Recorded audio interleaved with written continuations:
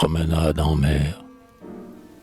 Un jour que nous étions au bout des estacades, à regarder les flots se briser par saccades, une chaloupe, avec des étrangers à bord, apparut tout à coup, prête à sortir du port.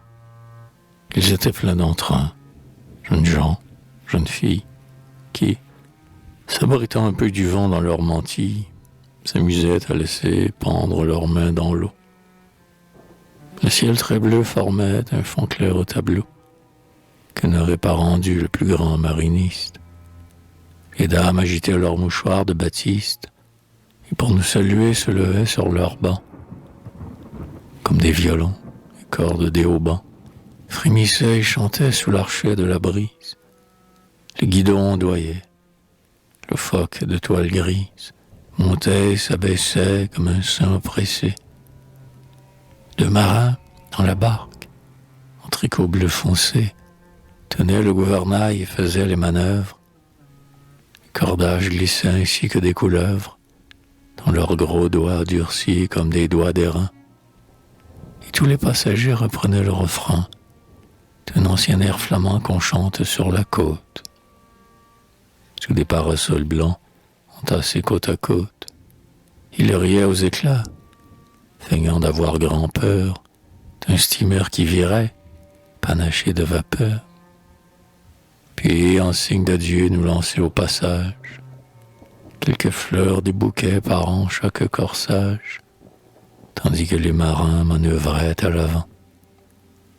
Mais bientôt le bateau poussé par un bon vent, loin de nous, dans l'azur, s'envola sur les vagues, et l'on n'entrevit plus que les gonflements vagues des voiles qui fuyaient dans l'horizon des eaux et qui tremblaient au loin comme de grands oiseaux. Pendant 1 heure encore, nous autres nous restâmes, à regarder d'en haut s'exaspérer les lames contre les pilotis qui escaladaient la mer.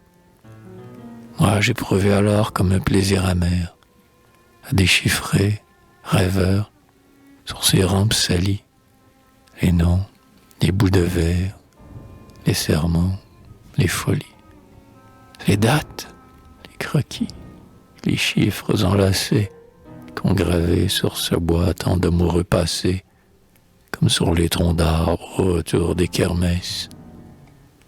Plus adieu que l'amour, un traître à ses promesses, eut dans leur cœur aussi pénétré plus avant. Pourtant le soir tombait dans le ciel mouvant, sur les nuages clairs que la brise balaye. Rouge, le grand soleil saignait comme une plaie. Tout à coup j'aperçus le bateau qui rentrait, toute voile dehors, rapide comme un trait, incliné sur les flots qui le frangeaient d'écume.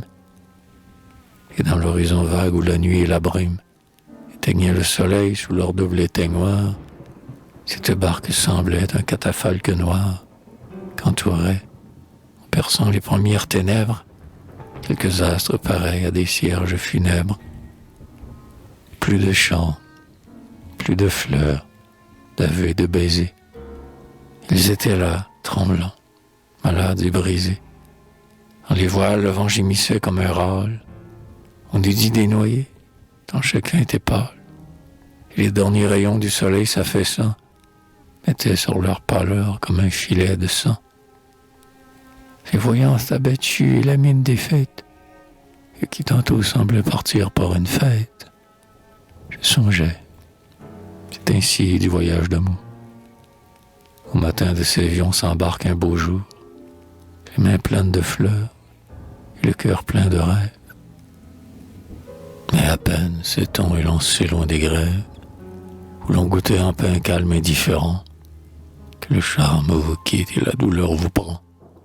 Car sur ces flots menteurs qui cachent plus d'un gouffre, on chante quand on part, quand on revient on souffre.